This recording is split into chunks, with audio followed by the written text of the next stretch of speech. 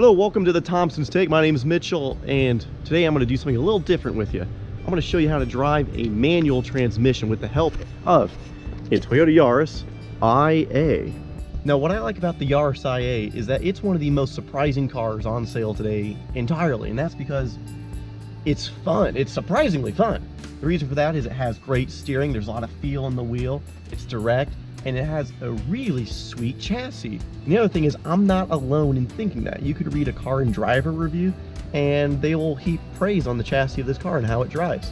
It's that good. But the other reason why I really like this car is what's in the middle, and that right there. That is a 6-speed manual transmission, and by my feet there is a third pedal. The other thing about a manual transmission is it's commonly referred to as a millennial anti-theft device. Why is it called a millennial anti-theft device? It's because young people, pretty much people my age, usually don't know how to drive them, so they can't be stolen. To better understand how to drive a manual transmission though, it's best to have a little understanding of what a transmission really is. So a transmission, it has gears. In this car it has 6 forward gears and 1 reverse gear. And gears are meant to match the engine speed to road speed. And so what's engine speed, you ask? Well, up here, that is a tachometer. That is revolutions per minute, or the RPMs. That is how many times the engine's crankshaft is spinning per minute. Now, this might be crazy to think, but this car has a max engine speed of about 6,500 RPM. That means the crankshaft is spinning 6,500 times every minute at that engine speed. And so on the gear lever here, this is called an H pattern because it kind of just looks like an H. Reverse is forward to the left, and then you have first, second, third, fourth, fifth, and sixth. So it's really good just to get comfortable with where the gears are at first. And yes, a lot of cars you might have noticed, I had to push down on the gear stick to get it into reverse. That's just a safety precaution. And so we do have 3 pedals on the floor. So what's that third pedal? That's the clutch pedal. The point of the clutch is it connects the engine to the transmission. So we're going to put our clutch in, select first gear, and I'm going to watch this. I'm going to start letting the clutch out a little bit. Oh, I can feel it grab. The car is moving. We're moving. And I'm going to let out a bit more and start adding a little bit of throttle. And we're away. And I'm going to change gear, clutch in, and now I'm in second. So yes, as you accelerate, as you gain a higher speed, you'll want to, again, match your engine speed to road speed, so you change up to a higher gear. And eventually you'll get up to the top gear, 6th gear in this car, when you're on somewhere like the freeway. And if you don't shift in the top gear on the freeway, then you're just going to be wearing out your engine by turning excess RPMs, and you're going to get really bad fuel economy. And that's the other thing about driving a manual transmission, is it makes you just more aware of what the car is doing, because you have to remember what gear you're in at all times.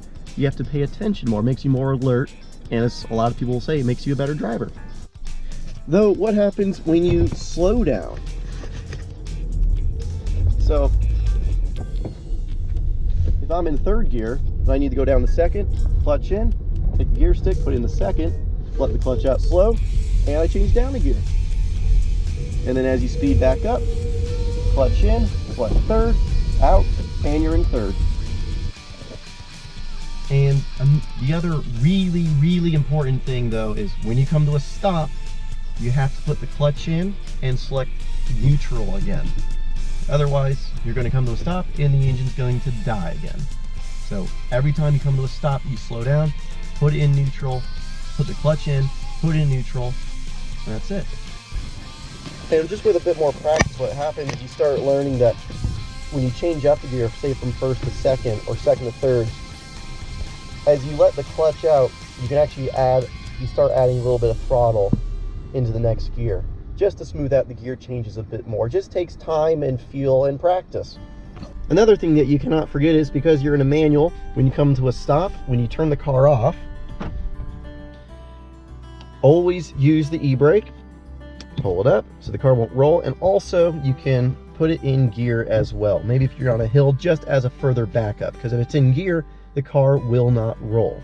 Just as a little bit more about me, I've been driving for 10 years now, and I've only ever driven manuals. I've only owned manual transmission stick shift cars, and the reason for that is I really just find it a more rewarding and involving and connecting experience. I'm someone who, I really like driving. A good car on a good road is matched by little else in the world, and just that extra level of involvement, of excitement that a manual transmission gives me is why I prefer it. And I know I'm not alone in that. There's a lot of people who are in the camp of, you know, manual or nothing. Save the manuals is a movement, actually. That's a thing. But the other thing is, even if you drive only automatics, you never plan on owning a manual, it's always good to know how to drive a manual, just because you never know when you might need that skill set. There could be an emergency where you have to drive someone's car, but you don't want to be the person that says, I can't drive it, it's a manual. So it's just always good to know, and hopefully this video has made you want to either go out and learn it or try it. So thank you for watching, and we'll see you again soon.